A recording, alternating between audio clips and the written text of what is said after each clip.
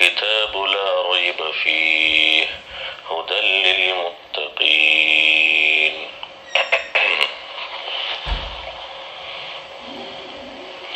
ذالک الکتاب تک بات آئی تھی. اب آگے اللہ تبارک و تعالیٰ فرما رہے ہیں لا ریب فیہ، کہ اس کتاب کے اندر کوئی شک نہیں ہے.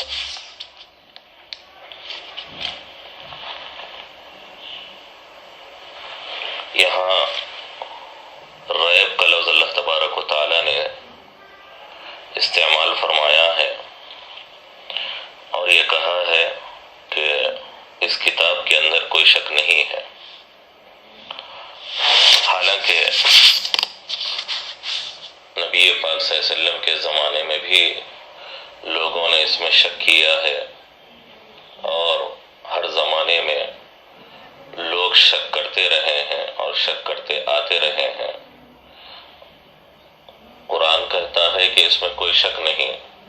حالانکہ شک کرنے والوں کی ایک بہت بڑی تعداد موجود ہے. تو اس سلسلے میں حضرات مفسرین نے بات کو سمجھانے کے لیے کہ علمی انداز میں بہت عمدہ تعبیر میں اس بات کو ذکر فرمایا ہے کہ ریب شک کے معنی میں جو استعمال ہو رہا ہے، ریب کی دو قسمیں ہیں. ایک ہے ثبوت الریب فی الشیء، کسی چیز میں ریب کا ثبوت ہونا، ثبوت الریب فی الشیء. اور دوسرا ہے صدور الریب عن الشیء. صدور، کسی چیز سے ریب کا صدور ہونا، ریب ظاہر ہونا کسی چیز سے. یہ ریب کی دو قسمیں ہیں. ایک قسم ہے ثبوت الریب فی الشیء، کسی چیز کے اندر ریب ثابت ہونا، شک ثابت ہونا، شک کا ثبوت ہونا. دوسرا ہے صدور الریب عن الشیء، کسی چیز سے ریب کا ظہور ہونا، صدور ہونا. یہاں پر ثبوت الریب فی الشیء کی نفی کی گئی ہے. قرآن کریم میں لا ریب فیہ کہہ کر جو پہلی قسم تھی ریب کی، ثبوت الریب فی الشیء، کسی چیز کے اندر ریب کا ثبوت ہو، اس کی نفی کی گئی ہے. جہاں تک رہا مسئلہ صدور الریب عن الشیء کا، اس کے بارے میں یہ آیت کچھ نہیں کہتی ہے. اب اس کو آپ اس طریقے سے سمجھیں کہ ثبوت الریب فی الشیء، کسی چیز کے اندر شک ہونا، اس سے قرآن کریم نے نفی کی ہے کہ اللہ کا کلام اور قرآن کریم ایک ایسی جامع کتاب ہے اور ایسا اللہ کا کلام ہے کہ اس میں شک کا ثبوت نہیں ہو سکتا، اس میں شک کے مواقع نہیں ہو سکتے، اس میں شک کی گنجائش نہیں ہو سکتی. وہ شک کے قابل اور محل شک ہے ہی نہیں. آپ آسان سے الفاظ میں اس کو یوں بھی کہہ سکتے ہیں کہ قرآن کریم محل شک ہے ہی نہیں. اب دوسری جو قسم تھی صدور الریب عن الشیء، کسی چیز سے ریب کا صدور ہونا، وہ ظہور ہونا، وہ ایک الگ چیز ہے. وہ کسی آدمی سے ریب کا ظہور ہو جائے، اس کی جانب سے ریب کا صدور ہو جائے، تو یہ آیت اس بارے میں کوئی جو ہے بات نہیں کہہ رہی ہے. کسی کو شک پیش آ جائے، کسی سے شک کا ظہور ہو جائے، کسی آدمی کے سے شک کا صدور ہو جائے، ہو سکتا ہے، ممکن ہے. لیکن نفس کتاب کے اندر، کلام حقیقی کے اندر، اللہ کے کلام کے اندر حقیقت میں اور جو ہے ہر اعتبار سے، کسی بھی اعتبار سے شک نہیں ہو سکتا. مثال سے بعض حضرات مفسرین نے سمجھایا ہے کہ دیکھیے ایک سفید چیز ہے، مثال کے طور پر آپ لے لیں سفید کپڑا. سفید کپڑا یا سفید چیز ہے، اس کے بارے میں آپ یوں کہیں کہ لا صفرۃ فیہ یا لا حمرۃ فیہ، اس کے اندر کوئی پیلا پن نہیں ہے، یا اس کے اندر کوئی لال رنگ نہیں ہے یا لالی اس میں نہیں ہے. آپ نے اس سفید چیز کے بارے میں یہ بات کہی ہے کہ اس کے اندر کوئی پیلا پن نہیں ہے، اس کے اندر کوئی لال پن نہیں ہے. اب دو چیزیں ہیں، ایک ہے ثبوت الریب فی الشیء، کپڑا بالکل صاف ہے، ستھرا ہے، سفید ہے، اس میں کوئی لال یا پیلا رنگ نہیں ہے، حقیقت سے دیکھ لیا گیا، آگے پیچھے سے دیکھ لیا گیا، اس کو جانچ لیا گیا، ہر طریقے سے اس کو پرکھ لیا گیا، کوئی اس میں جو ہے لال یا پیلا رنگ نکل کر نہیں آ رہا ہے، سب دیکھنے والے یہی کہتے ہیں. لیکن ایک آدمی ہے جس کو ارقان کی بیماری ہو گئی ہے، جس کی وجہ سے اس کو چیزیں اور اشیاء پیلی نظر آنے لگتی ہے. یرقان جو بیماری ہوتی ہے، اس بیماری میں آدمی کے ہاتھ، آدمی کی آنکھیں بھی پیلی ہو جاتی ہے اور اس کو نظر آنے والی چیزیں بھی اس کے اندر اس کو پیلا پن نظر آنے لگتا ہے. اب ایک آدمی کو اس سفید کپڑے میں پیلا رنگ نظر آ رہا ہے، یہ ہے صدور الریب عن الشیء، اس آدمی کی جانب سے، اس آدمی کی طرف سے شک صادر ہو رہا ہے، شک ظاہر ہو رہا ہے. فی نفس ہی شک ہے یا نہیں ہے، فی نفس اس میں پیلا پن ہے یا نہیں ہے. پوری دنیا نے، صحت مند لوگوں نے اور جو ہے جمہور امت نے، سب نے دیکھ کر یہ کہہ دیا کہ یہ بالکل صاف ہے، ستھرا ہے، اس میں کوئی پیلا رنگ نہیں ہے. لیکن ایک آدمی جو ہے، جو یرقان کی بیماری میں مبتلا ہے، جس کو چیزیں اور اشیاء میں پیلا پیلا پن نظر آ رہا ہے، وہ دیکھ کر کہتا ہے کہ نہیں، یہ سفید نہیں ہے، اس کے اندر پیلا پن موجود ہے.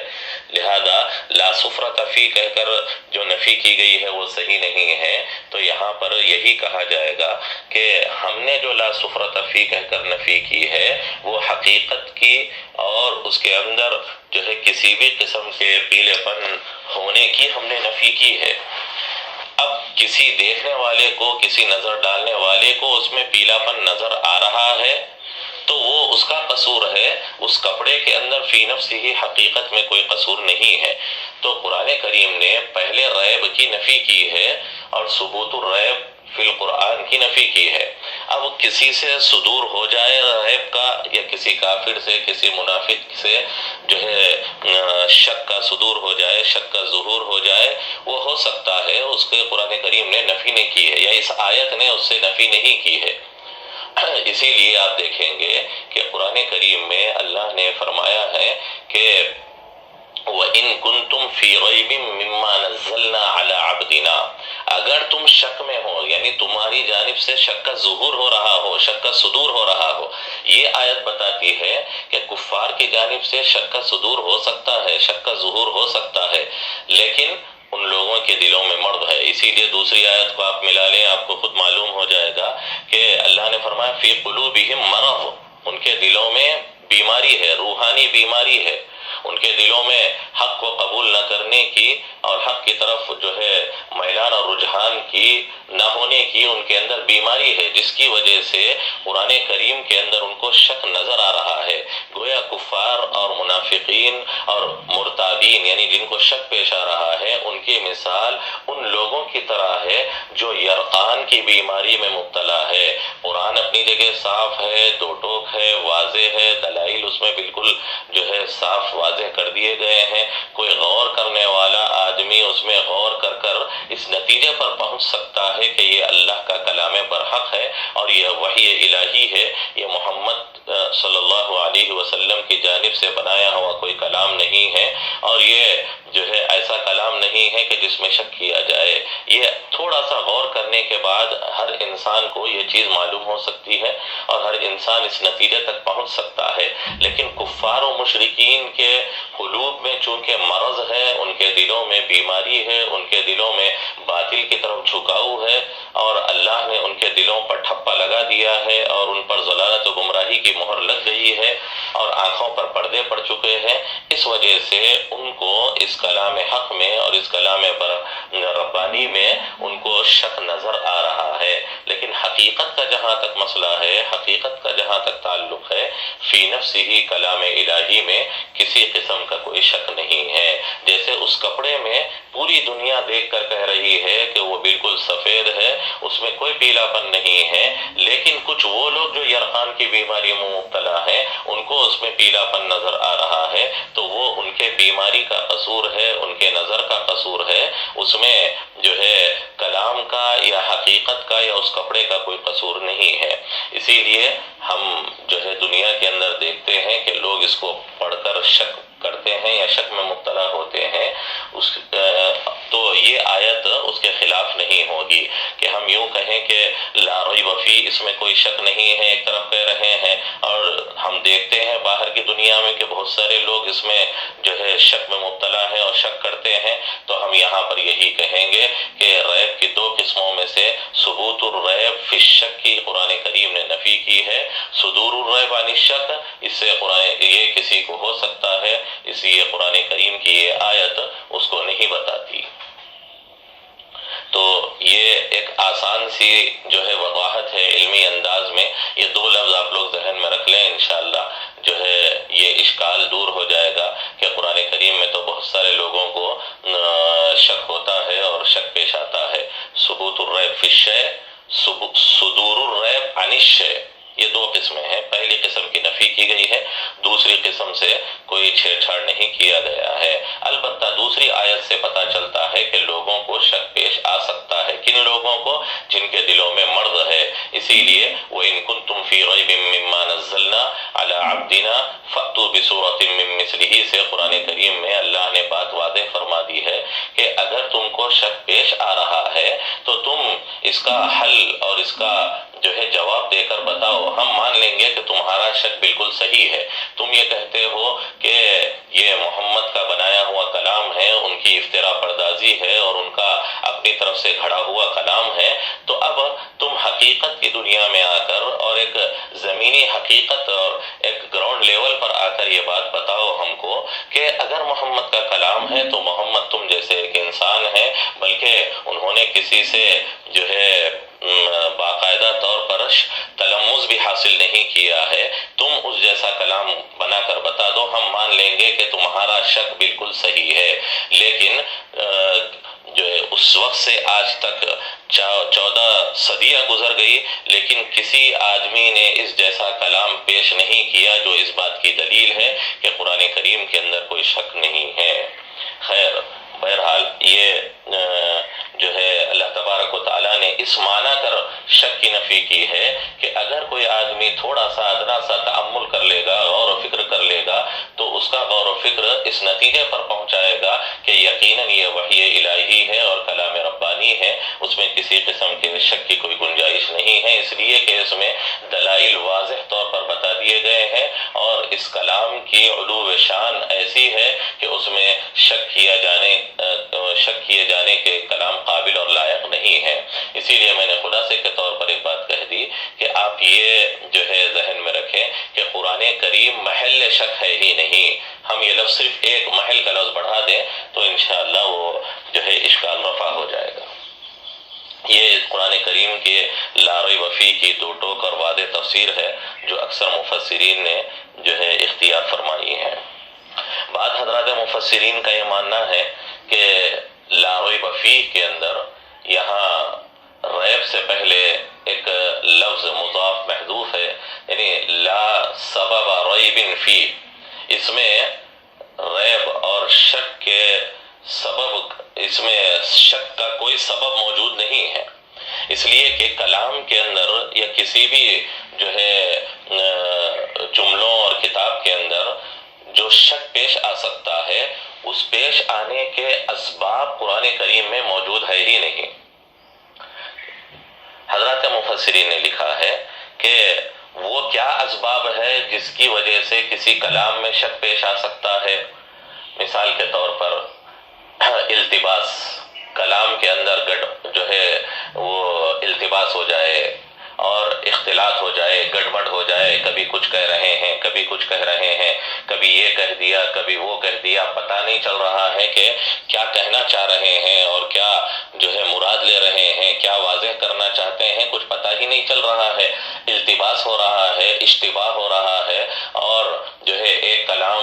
دوسرے کلام سے بالکل متضاد ہو رہا ہے، ٹکراؤ اس کے اندر پیدا ہو رہا ہے، تو قرآن کریم نے نفی کر دی، بتا دی کہ دیکھو شک کے جو اسباب ہو سکتے ہیں کسی چیز کے اندر، وہ اسباب اس کلام کے اندر موجود ہی نہیں ہیں، اس لیے کہ شک کے اسباب میں سے ایک سبب اشتباہ اور التباس ہے، وہ قرآن کریم میں کہیں پر بھی نہیں ہے۔ پورے قرآن کو جو ہے کھنگال لیں، پورے قرآن کو چھان لیں، کہیں پر آپ کو التباس نہیں ملے گا، کہیں پر اشتباہ نہیں ملے گا۔ اسی کو قرآن کریم میں اللہ نے ایک جگہ فرمایا ہے لا یأتیہ الباطل من بین یدیہ ولا من خلفہ، اس میں باطل نہ آگے سے آ سکتا ہے نہ پیچھے سے آ سکتا ہے۔ باطل صرف حق کا مقابل ہی نہیں، بلکہ باطل کے اندر یہ بھی آئے گا کہ اس کے اندر اشتباہ نہیں ہے، اس کے اندر کوئی ٹکراؤ نہیں ہے، اس کی آیات میں کوئی تضاد نہیں ہے کہ ایک بات اب کچھ کہہ رہے ہیں، پھر کچھ دیر بعد یا کچھ جو ہے وقفے کے بعد کچھ ایسی بات کہہ رہے ہیں کہ جو بالکل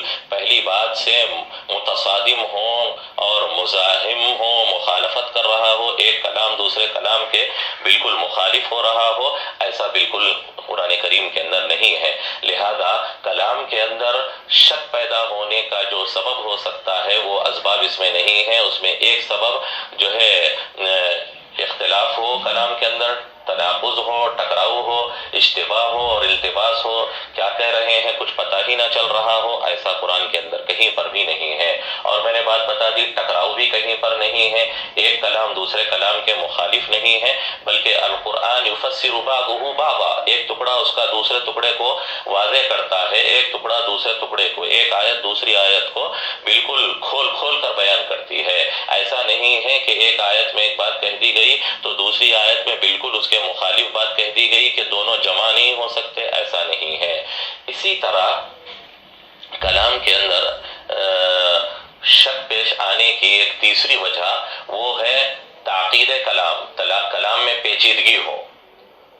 کلام کے اندر گرہیں ہوں، اب کھولتے بیٹھ جائیں کیا کہنا چاہ رہے ہیں، کیا مراد ہے اور کیا اس کے اندر بتانا چاہ رہے ہیں، پتہ نہیں چل رہا ہے، بات تو سمجھ میں آ رہی ہے لیکن مراد کیا لی جا رہی ہے۔ کلام کے لیے ایک ایسا لفظ استعمال کیا گیا جس کا سمجھنا انتہائی پیچیدہ ہو، انتہائی دشوار ہو اور مخاطب کے لیے انتہائی مشکل ہو، اس کی مراد تک رسائی انتہائی جو ہے بہت دور اور بعید ہو جائے۔ تعقید کلام بھی قرآن کریم کے اندر نہیں ہے۔ قرآن کریم نے جو ہے فصیح ترین الفاظ کا استعمال کیا ہے، عام مفہوم ہونے والے کلمات کا استعمال کیا ہے، اور اس کی تراکیب اور اس کے جوڑ توڑ اور اس کی آیات کا اختتام اور اس کا جو ہے کلام کا وزن، یہ سب معروف و مشہور عرب کے جو انداز کلام تھے، اسالیب کلام تھے، انہی کے اوپر قرآن کریم کی جو ہے تعبیرات، قرآن کریم کا اسلوب وہ آیا ہے، لیکن وہ ایسا اسلوب ہے کہ انسان اس جیسا اسلوب بنا نہیں سکتا۔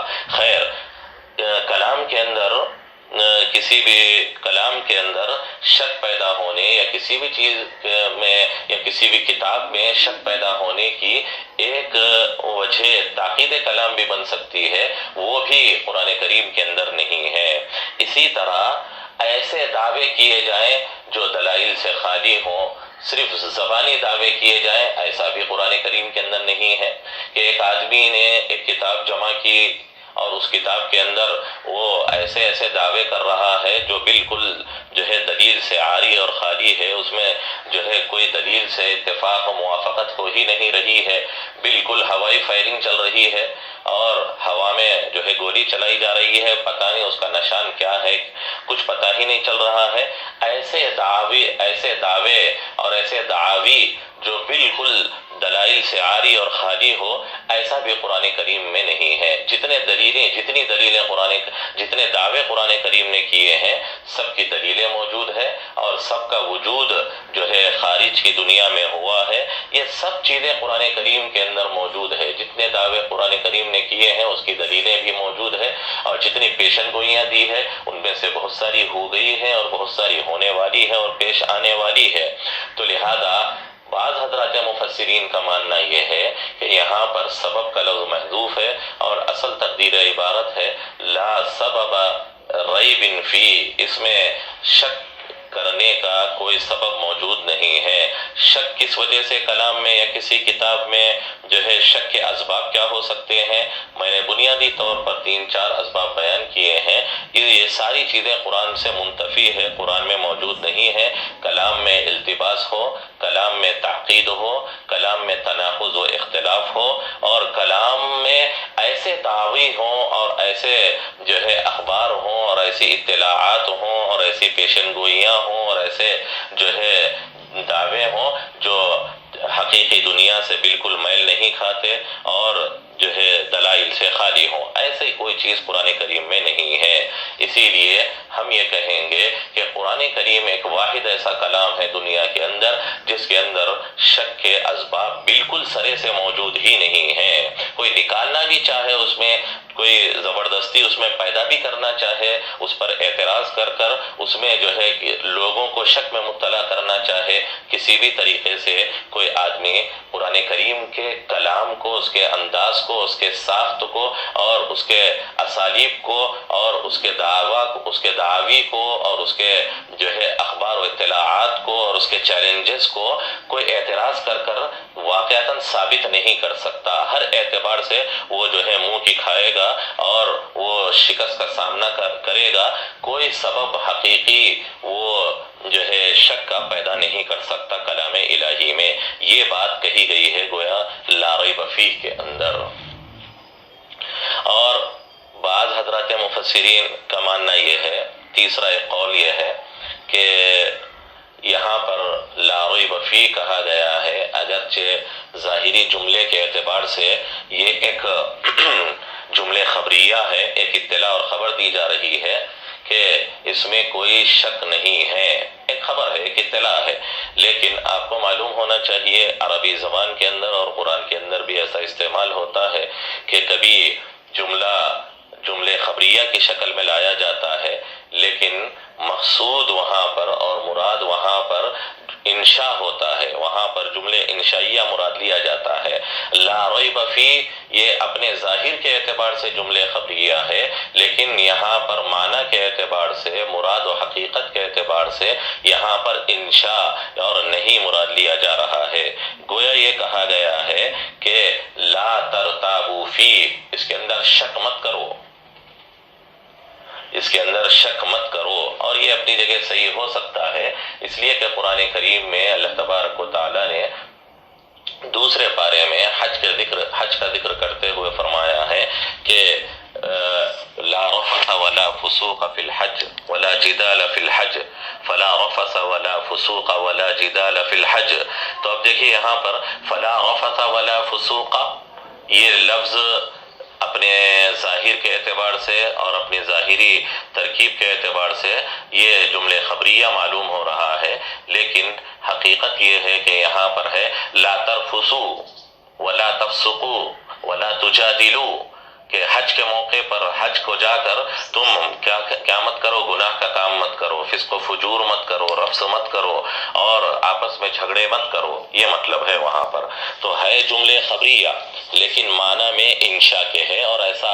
قرآن کریم میں استعمال ہوتا ہے اور عربی زبان میں بھی استعمال ہوتا ہے۔ تو اب یہاں پر یہ بھی کہا جا سکتا ہے کہ لا ریب فیہ یہ یہاں پر نہیں کے معنی میں ہے، اور اللہ کلام کے آغاز ہی میں لوگوں کو اس بات سے آگاہ اور متنبہ کر رہے ہیں کہ لا ترتابوا فیہ، کہ یہ ایسا اللہ کا کلام ہے کہ جس میں تم شک مت کرو، جس میں شک میں مبتلا مت ہو، اس لیے کہ شک کرنے اور شک میں مبتلا ہونے کی کوئی گنجائش ہی نہیں ہے۔ یہ ترتیب وار میں جس انداز سے ترتیب سے ذکر کر رہا ہوں اسی ترتیب سے اقوال کو آپ لیں۔ پہلا قول جو ہے وہی جمہور کا قول ہے، راجح قول ہے، دو ٹوک اور واضح اس کی لا ریب فیہ کی تفسیر ہے۔ دوسرے کے اندر جو ہے چونکہ سبب کا لفظ حذف ماننا پڑتا ہے، اور وہ کلام جو بغیر حذف مانے صحیح ہو جائے وہ زیادہ اولا اور بہتر ہوتا ہے، اسی لیے اس کو دوسرے نمبر پر رکھا گیا ہے، چونکہ اس میں سبب کا لفظ حذف کے طور پر ماننا پڑ رہا ہے اسی لیے۔ اور تیسرا چونکہ جو ہے ایسا کم ہوتا ہے کہ ہم جملے خبریہ بولیں اور اس کو انشاء کے معنی میں لے، یہ قلیل الوقوع ہے، قلیل الاستعمال ہے۔ حقیقی کلام اور کثیر الاستعمال یہی ہے کہ اگر جملے خبریہ کی شکل میں لایا جا رہا ہے کوئی جملہ تو اس کو جملے خبریہ ہی کے معنی میں رکھا جائے، کوئی جملے انشائیہ کے معنی میں جملے انشائیہ کی شکل میں لایا جا رہا ہے تو اس کو جملے انشائیہ ہی کی شکل میں رکھا جائے، یہی زیادہ بہتر اور اولیٰ ہوتا ہے، اور کثیر الوقوع ایسے ہی ہے، کثیر الاستعمال ایسے ہی ہے، لہذا اس کو آپ تیسرے نمبر پر رکھیں۔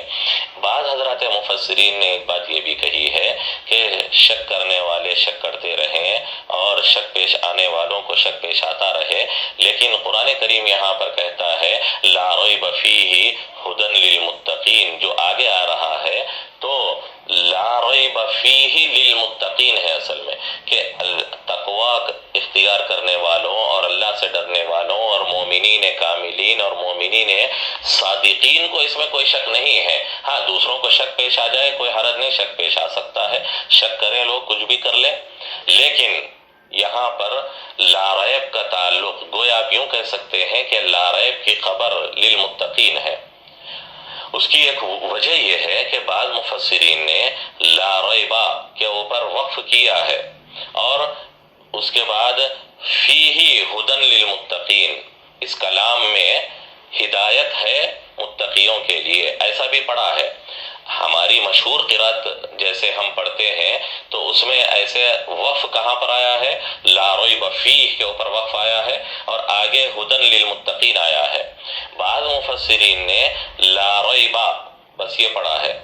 پھر اس کے بعد فیہ ھدی للمتقین ایسے بھی بعض جو ہے قراء نے پڑھا ہے۔ تو خیر ہم یہاں پر اس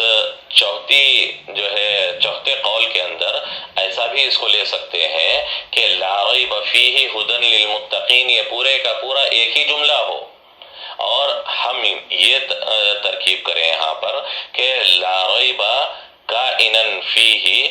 للمتقین، یہ ھدن جو بن آ رہا ہے یہ فیہ کی ضمیر سے حال بن رہا ہے، اور جو ہے للمتقین یہ جو ہے خبر بن رہی ہے لا ریبہ کی، یہ ایک ترکیب کے اعتبار سے ہو سکتا ہے۔ تو اب یہاں پر مطلب یہ نکلے گا کہ جو مومنین کاملین ہیں اور مومنین صادقین ہیں ان کو شک نہیں ہے، ان کو شک پیش آ ہی نہیں سکتا، گویا جنس کی نفی کر دی گئی کہ کسی بھی طریقے سے ان کو شک پیش آ ہی نہیں سکتا، یعنی صدور کی بھی نفی کر دی گئی کہ جو مومنین کاملین ہیں ان سے جو ہے وہ شک کا صدور بھی نہیں ہو سکتا۔ ہاں دوسروں سے جو ہے شک کا صدور ہو جائے، کافرین سے اور دوسروں سے شک کا صدور ہو جائے، ایسا ہو سکتا ہے۔ خیر بہرحال یہ چوتھا قول ہے جو ہے اس کی بھی گنجائش ہے، لیکن اس کے اندر تھوڑا سا جو ہے وہ آیات کے وقف کو الگ الگ جو پڑھا گیا ہے وہ الگ الگ وقف نہیں کرنا پڑے گا، اور لا ریب فیہ ھدی للمتقین پورا ایک جملہ ہوگا اور مشہور قرات کے خلاف ہوگا، اسی لیے اس کو جو ہے ثانوی یا جو ہے رابع درجے کی حیثیت سے آپ اس کو لے سکتے ہیں۔ خیر بہرحال اگر ہم چوتھا قول لے لیں تو اس میں گویا جو ہے متقین سے صدور کی بھی نفی کر دی گئی، حقیقت کی بھی نفی ہو چکی، اور اسی طرح متقیوں سے اور مومنین کاملین سے ریب کا صدور کی بھی نفی کر دی گئی ہے، یہ بات ہو جائے گی۔ میں نے آپ کو بات بتائی کہ جو سب سے پہلا قول تھا وہی راجح ہے، اسی کو لینا چاہیے، اور وہی قرآن کریم کی اس آیت کی بالکل واضح اور دو ٹوک تفسیر ہے۔ اب آئیے اس بات کی طرف کہ جو ہے ریب اور شک کسے کہا جاتا ہے اور ان دونوں کے معنی میں کیا فرق ہے۔ حضرات مفسرین نے مختلف انداز سے اس کو سمجھانے کی کوشش فرمائی ہے کہ اصل میں ریب شک کو آپ لوگ سمجھیں کہ شک کسے کہا جاتا ہے کہ دو متقابل چیزوں کے درمیان انسان کو جو ہے انسان کے نفس کے اندر وقوف اور توقف کی کیفیت پیدا ہو جائے، کوئی فیصلہ نہ کر سکے انسان۔ مثال کے طور پر ایک انسان نے دور سے آتی ہوئی ایک پرچھائی کو دیکھا، اب اس پرچھائی کے بارے میں انسان کو دور سے دیکھنے کے نتیجے میں تردد پیش آیا اور اس کا ذہن، اس کا نفس یہ فیصلہ کرنے سے رک گیا کہ آنے والی چیز انسان ہے یا کوئی جانور ہے، اس لیے کہ دور سے کوئی چیز، بہت دور سے کوئی چیز، کوئی پرچھائی آتی ہوئی نظر آ رہی ہے۔ اب اتنا دور فاصلہ ہے کہ ہم یہ طے نہیں کر پا رہے ہیں کہ وہ آنے والی چیز آخر ہے کیا، انسان ہے، کوئی جانور ہے، کوئی گاڑی ہے، کیا چیز آ رہی ہے۔ اب انسان کا نفس متردد ہو گیا، انسان کا نفس یہاں پر رک گیا، وقوف النفس، نفس کسی جگہ پر آ کر رک جائے، ٹھہر جائے اور فیصلہ نہ کر سکے کہ آخر وہ آنے والی چیز کیا ہے۔ تو اور کوئی علامت اور کوئی خارجی نشانی اور کوئی سیاق و سباق سے بھی یہ واضح نہ ہو رہا ہو اور پہچانا نہ جا رہا ہو کہ آخر وہ چیز کیا ہے، کسی بھی قسم سے، کسی بھی اعتبار سے، کسی بھی علامت سے، کسی بھی قیاس و قرینے سے اس کے اندر کوئی ظہور نہ ہو رہا ہو، اور نفس کے اندر کسی ایک چیز کی طرف ہاں وہ انسان ہے ایسا کوئی میلان اور رجحان نہ ہو رہا ہو، تو اس کو شک کہا جاتا ہے۔ دو متقابل چیزوں کے درمیان انسان کا نفس کیا ہو جائے، فیصلہ کرنے سے رک جائے، وقوف النفس، نفس کے اندر توقف کی کیفیت پیدا ہو جائے، نفس ٹھہر جائے انسان کا اس بات پر کہ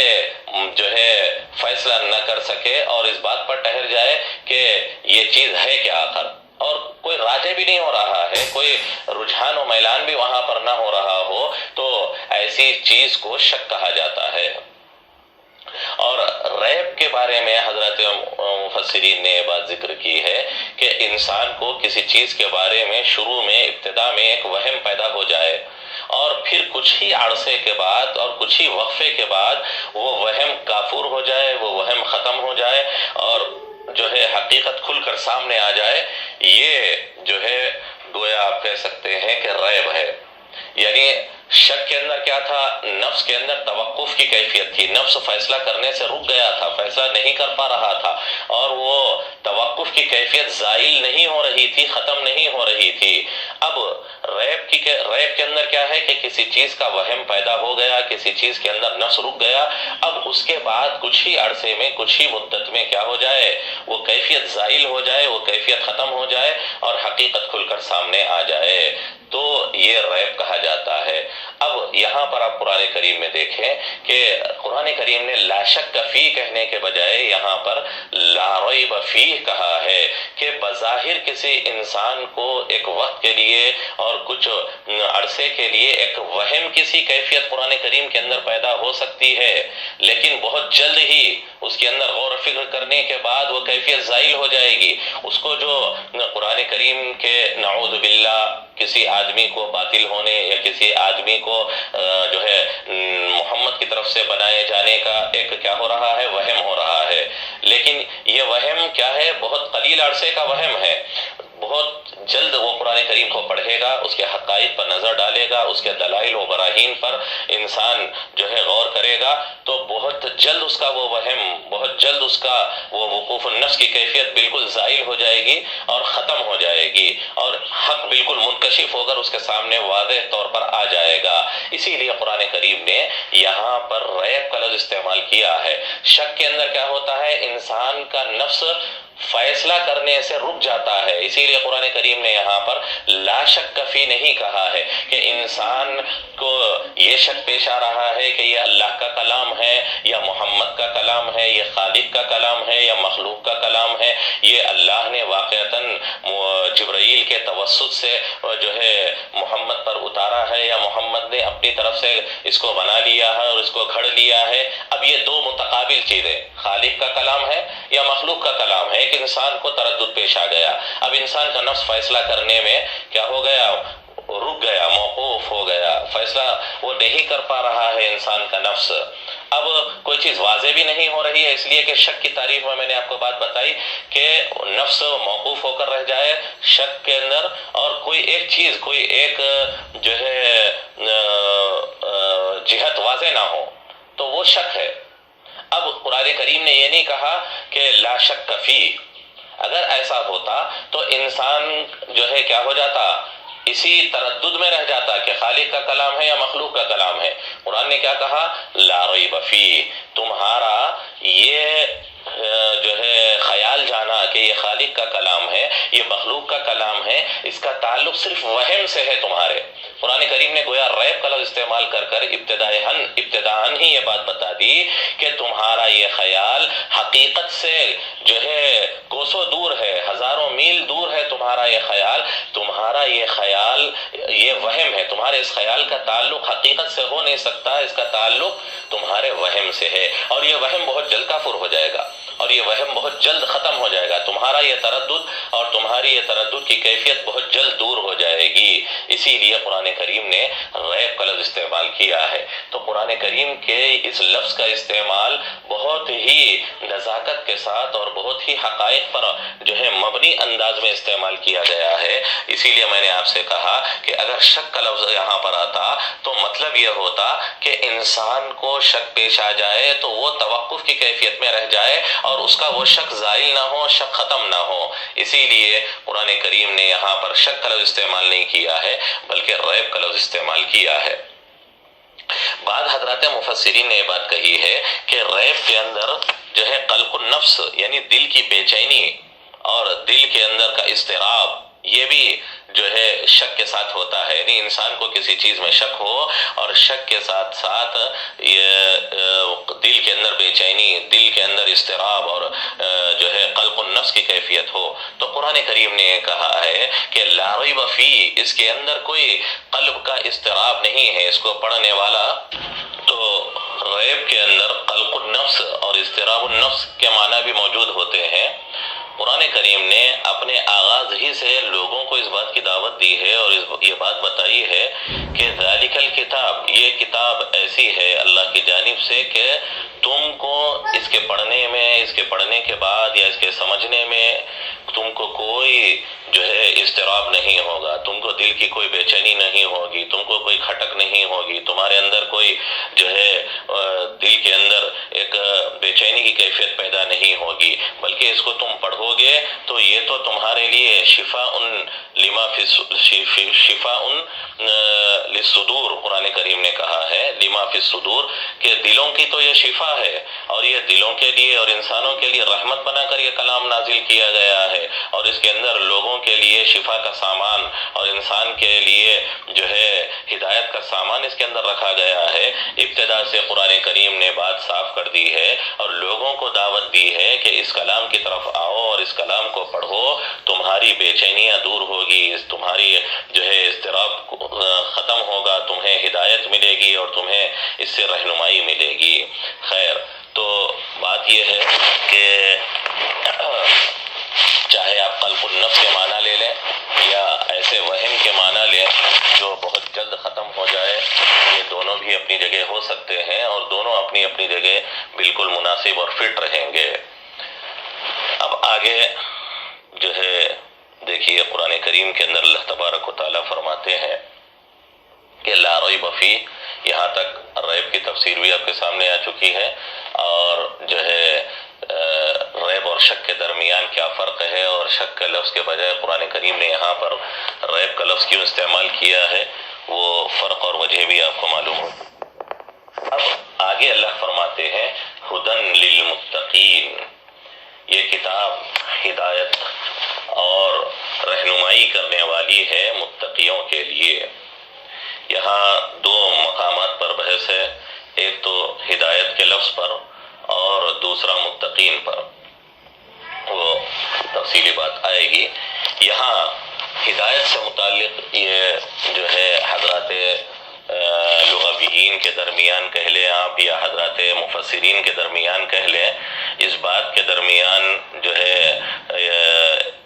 تھوڑا سا لفظی اختلاف سے اس کو آپ تعبیر کر سکتے ہیں. یہ اختلاف ہے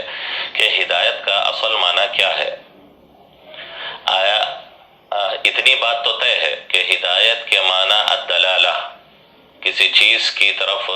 رہنمائی کر دینا، کوئی چیز بتا دینا، خصوصاً راستے وغیرہ کے لیے یہ لفظ استعمال ہوتا ہے کہ انسان کو کسی چیز کی طرف رہنمائی کر دی جائے، کوئی چیز بتا دی جائے، دلالت کر دی جائے. اب دلالت کے اندر دو قسمیں ہوتی ہے. جو مشہور آپ حضرات کو معلوم بھی ہے ہوگا شاید کہ ایک دلالت وہ ہوتی ہے جو اراءۃ الطریق کی قبیل سے ہوتی ہے، یعنی آپ بتانے میں صرف راستہ بتا کر چھوڑ دیں۔ اب چاہے وہ آدمی جس کو آپ نے راستہ بتایا ہے وہ منزل مقصود تک پہنچے یا نہ پہنچے، آپ نے بس راستہ بتا دیا اور راستہ بتا کر آپ نے چھوڑ دیا اس کو۔ اب ہو سکتا ہے کہ وہ منزل تک پہنچ جائے، وہ اپنے مقصود تک پہنچ جائے، اور ہو سکتا ہے کہ وہ جو ہے منزل اور مقصود تک نہ پہنچے۔ اس کو اراءۃ الطریق کہا جاتا ہے، صرف راستہ بتا دینا، ارا یری اراءۃ، بتا دینا، دکھا دینا۔ اور دوسرا ہے کہ الدلالۃ الموصلہ الی المقصود، ایسی رہنمائی جو اس کو مقصود تک پہنچا دے، جو اس کو منزل تک پہنچا دے، وہ درمیان میں نہ بھٹکے، ادھر ادھر نہ جائے، وہ راستے سے جو ہے بے ہنگم نہ ہو جائے، ادھر ادھر راستوں سے جو ہے بچے بغیر وہ اپنے منزل تک پہنچ جائے۔ اس کو ایصال الی المطلوب بھی کہا جاتا ہے، یا الدلالۃ الموصلہ الی المقصود یا الی البغیہ بھی کہا جاتا ہے، کہ آپ اس کو ایسی رہنمائی کریں کہ وہ اب منزل تک پہنچ ہی جائے اور مقصود اس کو حاصل ہو ہی جائے۔ چاہے آپ ایسے واضح انداز سے اس کو راستہ بتائے کہ درمیان میں اس کو کوئی اشتباہ نہ ہو، یا اس کا ہاتھ پکڑ کر لے جا کر آپ اس کو منزل پر ٹھہرا دیں۔ تو اب ہدایت کے اصل معنی کیا ہے؟ صرف اتنی بات تو طے ہے کہ اس کے معنی بتانے اور دلالت کے ہے، لیکن دلالت کی دو قسمیں ہوتی ہے، ایک ہے اراءۃ الطریق اور ایک ہے ایصال الی المطلوب، یا آپ یوں بھی کہہ سکتے ہیں کہ ایک ہے صرف اراءۃ الطریق یا صرف الدلالۃ جو ہے الدلالہ الی ما یوصل، کہ ایسی چیز کی طرف رہنمائی کر دینا جو چیز اس کو وہاں تک منزل تک پہنچا دے۔ اب یقینی نہیں ہے کہ وہ پہنچے یا نہ پہنچے۔ دوسرا الدلالۃ الموصلہ الی المقصود، ایسی رہنمائی کرے کہ وہ واقعتاً پہنچ ہی جائے، آپ نے ہاتھ پکڑا اور اس کو لے جا کر منزل تک پہنچا دیا۔ مثال کے طور پر جو ہے کسی نے پوچھا کہ بھائی چار مینار کہاں ہے اور کیسے جایا جا سکتا ہے، آپ بتا دیں یہاں ٹھہر کر کہ آپ سیدھی ایک ہی روڈ سے یہاں سے چلے جائیں، وہاں جو ہے تیسرا چوراستہ آپ چھوڑ دیں، اس کے بعد پھر آپ لیفٹ لے لیں، سیدھا سیدھا آپ چلے جائیں، کہیں پر نہ رکیں، پھر اس کے بعد 4 سگنل آئیں گے، اس کے بعد آپ دائیں جانب مڑ کر سیدھا چلے جائیں، وہاں پر سامنے آپ کو جو ہے چار مینار نظر آئے گا۔ اب یہاں بیٹھے آپ نے اس کو راستہ بتا دیا، اراءۃ الطریق کر دیا۔ اب وہ جانے کے بعد گارنٹی اس بات کی نہیں ہے کہ وہ صحیح طور پر سمجھا ہے، یا سمجھا ہے تو یاد رکھا ہے، یاد نہیں رکھا ہے، کہ تیسرا سگنل کے بعد لیفٹ لینا ہے، پھر اس کے بعد 4 سگنل پار کر کر رائٹ لینا ہے۔ اب اس کو اشتباہ ہو گیا کہ جو ہے پہلے تیسرے سگنل کو اس نے چوتھا سگنل سمجھ لیا، چوتھے سگنل سے اس نے لیفٹ لے لیا، وہ منزل تک نہیں پہنچ سکتا۔ تو ایک ہے راستہ بتا دینا اراءۃ الطریق، دوسرا ہے کہ آپ جو ہے ایصال الی المطلوب کریں، الدلالۃ الموصلہ الی المقصود کریں، الی المنزل کریں، کہ ایک تو یہ ہے کہ آپ کہیں کہ چلیے میں بھی چار مینار ہی جا رہا ہوں، وہاں تک آپ کو چھوڑ دوں گا، یا میرے پیچھے پیچھے آئیے، میری گاڑی کے پیچھے پیچھے، میں بھی چار مینار ہی جا رہا ہوں، میں آپ کو بتا دوں گا۔ اب وہ پیچھے پیچھے آ رہا ہے، چار مینار کے سامنے لے جا کر آپ نے بتایا کہ یہ آپ کی منزل ہے، آپ اسے پوچھ رہے تھے، یہی چار مینار ہے، آپ چلے گئے، یہ مقصود تک آپ نے پہنچا دیا۔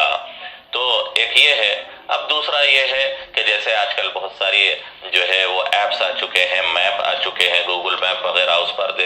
جو ہے میپ لگا دیا، اور اس کے بعد جیسے وہ رہنمائی کرتا ہے ویسے رہنمائی پر چل چل کر، نیٹ بھی موجود ہے اور آپ کے پاس وہ میپ بھی موجود ہے، آپ پہنچ جائیں گے۔ اگر نیٹ نہیں ہے یا میپ نہیں ہے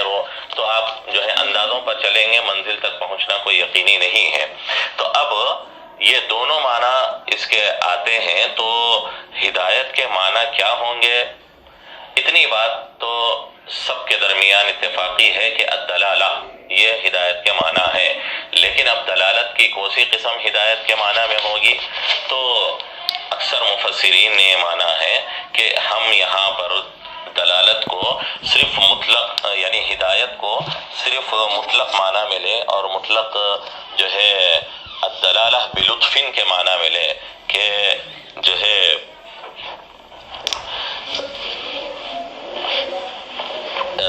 آپ اس کو اس طرح تعبیر کر سکتے ہیں کہ اسباب اسباب و ذرائع پیدا کر کر مقصود تک پہنچا دینے کے لیے جو اسباب اور ذرائع ہو سکتے ہیں وہ مہیا کر کر راستہ بتا دینا، لطف کے معنی یہ ہے۔ تو اکثر مفسرین نے یہ مانا ہے کہ ہدایت کے معنی ہے الدلالۃ بلطف، یعنی منزل تک پہنچنے کے جو ذرائع ہو سکتے ہیں اس ذرائع کو مہیا کر کر انسان کی رہنمائی کر دینا، یہ دلالت کے معنی ہے۔ اب انسان کے ہاتھ میں ہے کہ وہ ان ذرائع کا صحیح استعمال کر کر مقصود تک پہنچے یا مقصود تک نہ پہنچے۔ ہم ایک ہی معنی جو ہے یہ کر دیں کہ صرف راستہ بتا دینا، یا یہی معنی کر دیں کہ منزل تک پہنچا دینا، نہیں، ان دونوں کے درمیان مفسرین نے ایک جو ہے وہ راجح رائے لی ہے کہ ایسی رہنمائی کرنا کہ پہنچنے کے ذرائع بھی اس شخص کے لیے مہیا کر دیے جائیں، جیسے اللہ تبارک و تعالیٰ نے جنت تک پہنچنے کی جو دلالت اور رہنمائی فرمائی ہے بندوں کو، صرف راستہ نہیں بتایا ہے بلکہ اس تک پہنچنے کے اسباب بھی اللہ نے مہیا کر دیے ہیں، اس تک پہنچنے کے ذرائع بھی بندے کے سامنے اللہ نے تیار کر دیے ہیں۔ اللہ کی قدرت کی نشانیاں قائم فرما دی، قرآن کریم نازل کر دیا، رسولوں کو اللہ نے دنیا کے اندر مبعوث فرمایا، اور گاہے گاہے اپنی قدرت کی نشانیاں اللہ جو ظاہر کرتے رہتے ہیں، اور جو ہے رہنمائی کرنے والے اور وارثین انبیاء، نائبین انبیاء لوگوں کو آ کر بتاتے رہتے ہیں۔ یہ سب چیزیں وہ ہے جو جنت تک پہنچنے والے راستے کے اسباب اور ذرائع مہیا کرنے والے ہیں۔ اسی لیے آپ مطلقاً اس کو اراد الطریق کے معنی میں بھی نہ لیں اور مطلق ایصال الی المطلوب کے معنی میں بھی نہ لیں، بلکہ آپ اس کو ایسے معنی میں لیں کہ جس سے بات جو ہے جامع ہو جائے۔ یہ اس وجہ سے میں جو ہے کہہ رہا ہوں کہ بعض لوگوں نے اس بات پر یا بعض مفسرین نے اس بات پر اصرار کیا ہے کہ ہدایت کے معنی الدلالۃ الموصلہ الی المنزل یا الی المقصود ہی لینے پر اصرار کیا ہے، اور اس اصرار کے پیچھے بھی بعض جو ہے لوگوں کے کچھ خاص عقائد اور کچھ خاص نظریات رہے ہیں۔ آپ کو معلوم ہونا چاہیے کہ وہ ایک لمبی بحث ہے، میں اس پوری بحث میں جانا نہیں چاہوں گا، صرف اس کے جو ہے ظاہری کچھ چیزوں کی طرف اشارہ کروں گا کہ بعض ایسے اسلامی فرقوں میں نظریات رکھنے والے اور گمراہ جو ہے فرقے بھی پیدا ہوئے ہیں جن کا یہ نظریہ رہا ہے کہ اللہ تبارک و تعالیٰ کے اوپر عدل کرنا اور اللہ کے لیے جو ہے بندوں کی رہنمائی کرنا واجب ہے، اللہ کے لیے عدل کرنا واجب ہے۔ جیسے آپ کو علم ہے کہ معتزلہ جس کو ہم کہتے ہیں، انہوں نے اپنا جو نام رکھا ہے اہل التوحید والعدل، کہ ہم توحید کو ماننے والے اور عدل کے ماننے والے ہیں، یعنی انہوں نے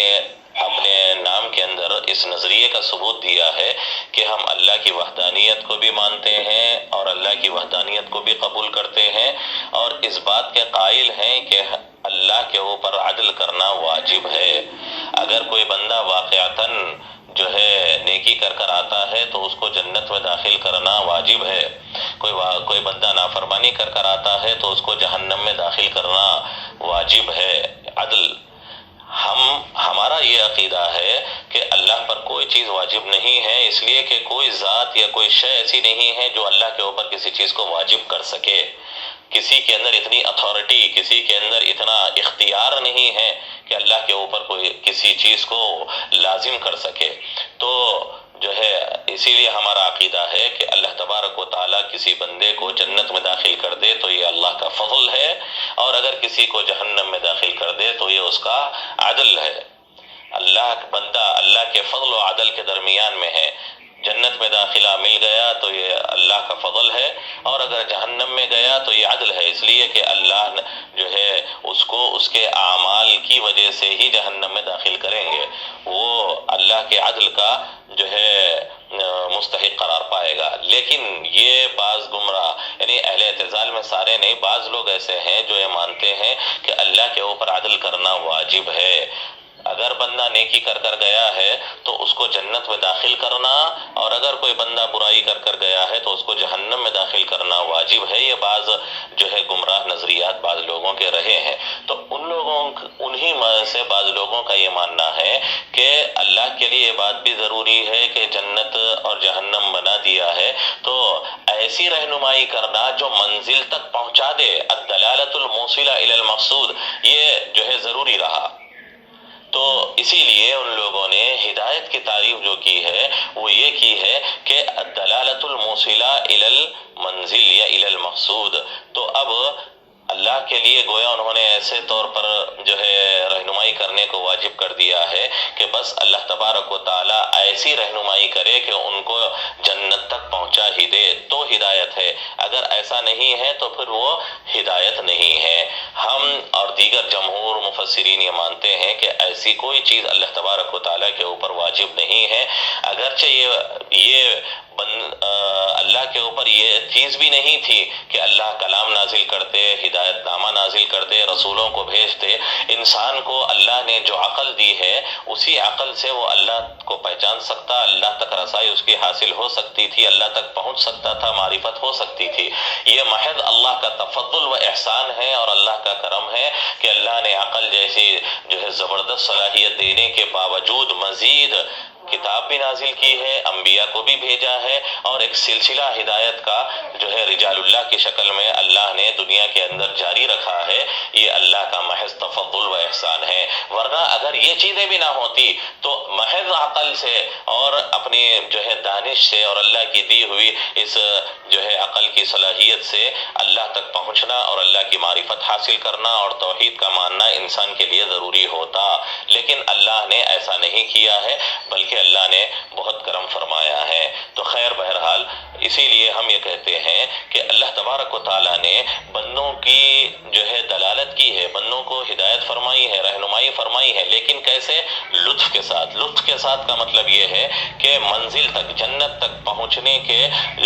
پہنچایا، ہاتھ پکڑ کر تو اللہ نہیں لے جائے گا بندے کو، یعنی زبردستی اس کو جنت کی طرف لے جائے، جس کو الدلالۃ الموصلہ یا ایصال الی المطلوب کہا جاتا ہے، ایسا نہیں کریں گے اللہ۔ ہاں اللہ نے یہ کیا ہے، اور ایسا بھی اللہ نے نہیں کیا ہے کہ صرف جو ہے راستہ بتا کر چھوڑ دیا ہو، اللہ نے ایسا بھی نہیں کیا ہے، بلکہ منزل یعنی جنت تک پہنچنے کے ذرائع اور جنت تک پہنچنے کے اسباب بھی انسان کے لیے اللہ نے مہیا کر دیے ہیں۔ وہ اسباب کیا ہے؟ یہی کتاب اللہ کا نزول، انبیاء علیہم السلام کی بعثت، اور اسی طرح جو ہے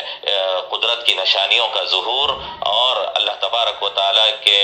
جو ہے انبیاء کے نائبین اور ان کے وارثین کا آنا اور سمجھاتے رہنا، اور جنت اور آخرت کی یاد دہانی کراتے رہنا، ان کی تذکیر کے سامان ہوتے رہنا، یہ ساری چیزیں وہ ذرائع اور اسباب ہے جو منزل تک، جنت تک انسان کو پہنچانے والے اور لے جانے والے ہیں۔ ہاں ایسا تو نہیں ہوگا کہ اس ہدایت میں انسان کا ہاتھ پکڑ کر انسان کو زبردستی جنت میں لے جائیں اور جنت میں جو ہے داخل ہی کروا دیں، ایسا نہیں ہوگا، اور ایسا بھی نہیں ہوگا کہ صرف راستہ بتا کر چھوڑ دیا ہو اللہ نے، ایسا بھی نہیں ہوا ہے۔ اسی لیے ہم ایک ایسی جامع تعریف کرتے ہیں جو ہم اہل سنہ والجماعت کے جو ہے صحیح نظریے اور عقیدے کو بھی پیش کرتا ہے، اور اللہ کے تفضل و احسان کا بھی اس سے ظہور ہوتا ہے، اور انسان کو اللہ کی جانب سے ملے ہوئے اختیار کا بھی اس میں جو ہے اظہار ہوتا ہے کہ الدلالۃ بلطف،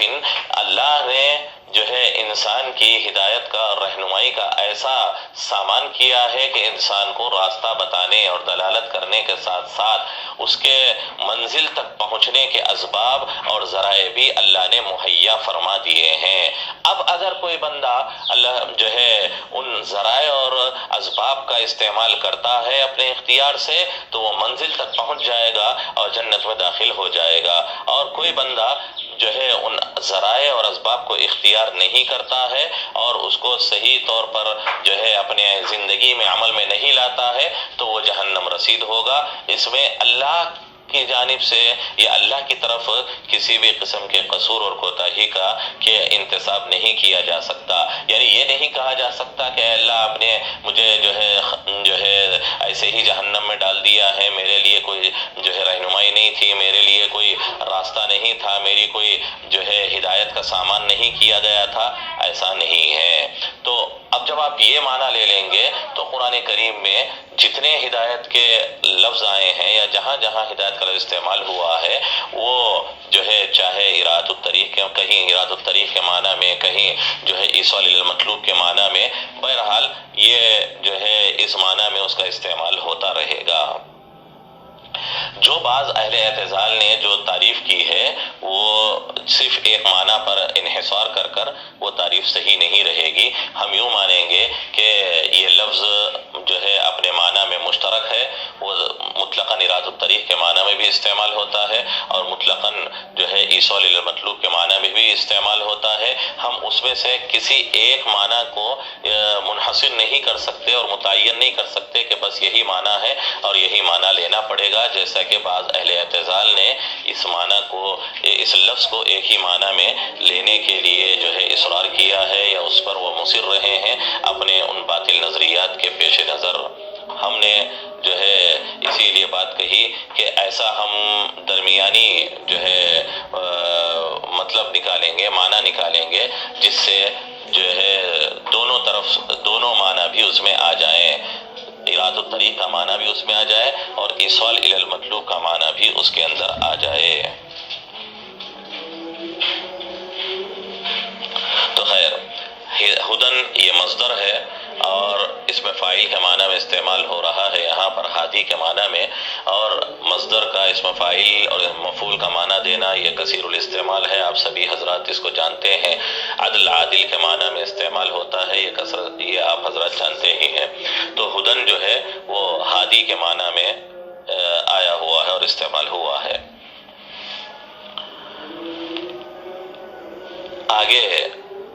اللہ تبارک و تعالیٰ نے المتقین کا لفظ استعمال کیا ہے کہ ہدن للمتقین، یہ کتاب اور یہ اللہ کا کلام ہدایت دینے والا ہے متقیوں کے لیے. یہ تمام ہی تفاسیر میں یہ بات آئی ہے اور آپ تمام حضرات جانتے ہیں کہ قرآن کریم نے ایک جگہ ہدی للناس کہا ہے اور ایک جگہ ہدی للمتقین کہا ہے.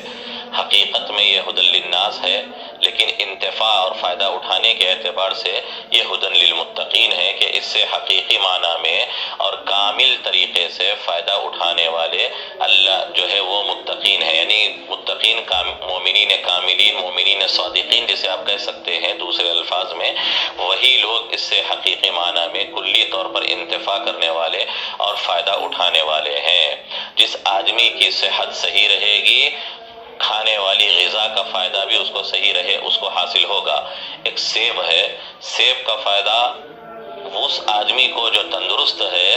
اس آدمی کو مکمل فائدہ حاصل ہوگا. وہ آدمی جو ہے بیمار ہے اور جس کو ڈاکٹر نے کہہ دیا ہے کہ سیب کھائیں گے تو آپ کے جو ہے بیماری میں صفرا اس سے پیدا ہوگا اور نزلہ ہوگا اور وہ فی الوقت کھانا آپ کے لیے مناسب نہیں ہے، تو سیب اپنی جگہ افادیت کے قابل ہے، لیکن فائدہ اٹھانے والے سب نہیں ہیں، بلکہ اس سے فائدہ اٹھانے والے صرف وہ لوگ ہیں جو تندرست ہے، بیمار اس سے فائدہ نہیں اٹھا سکتے. تو ایسے ہی قرآن کریم بالکل ہدایت ہے سب کے لیے، پوری انسانیت کے لیے اور پورے عوام الناس کے لیے. اس میں کافر کا مومن کا کوئی فرق نہیں ہے، سب کے لیے ہدایت کا سامان فراہم کرتا ہے قرآن کریم. لیکن اس سے حقیقی معنی میں کامل طریقے سے فائدہ اٹھانے والے وہی صحت مند، وہی تندرست لوگ ہیں جن کو متقی کہا جاتا ہے، اور جو مومنین کاملین اور مومنین صادقین ہیں.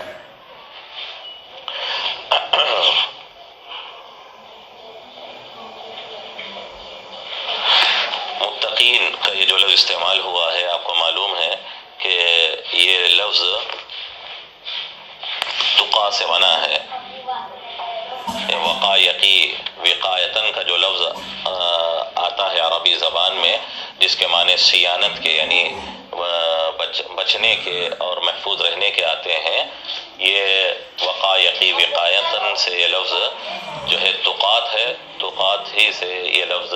جو ہے اتقا یتقی باب افتعال میں گیا ہے اور افتعال میں جا کر یہ لفظ متقین بنا ہے. اس کے اصل معنی سیانت کے آتے ہیں، محفوظ رہنا یا محفوظ رکھنا. آدمی کا ہر اس چیز سے جو اس کو آخرت میں نقصان دہ بنے اس سے اپنے آپ کو محفوظ رکھنا یہ تقوی کہلاتا ہے. صیانت النفس عما یضرہ فی الآخرہ، آدمی کا ہر اس چیز سے اپنے نفس کو بچائے رکھنا، اپنے نفس کو محفوظ رکھنا ہر اس چیز سے جو اس کے لیے آخرت میں نقصان دہ ہو.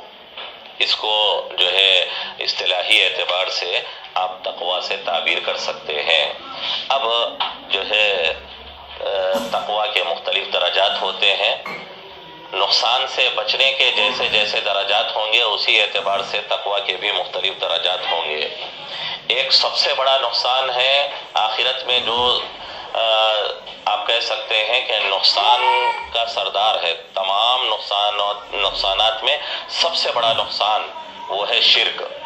لہذا سب سے پہلا تقوی کا درجہ ہوگا شرک سے بچنا، اس لیے کہ نقصان کے اعتبار سے آخرت میں سب سے زیادہ نقصان پہنچانے والا آخرت میں شرک ہی ہے. اسی لیے اول درجے میں ہم یہ کہیں گے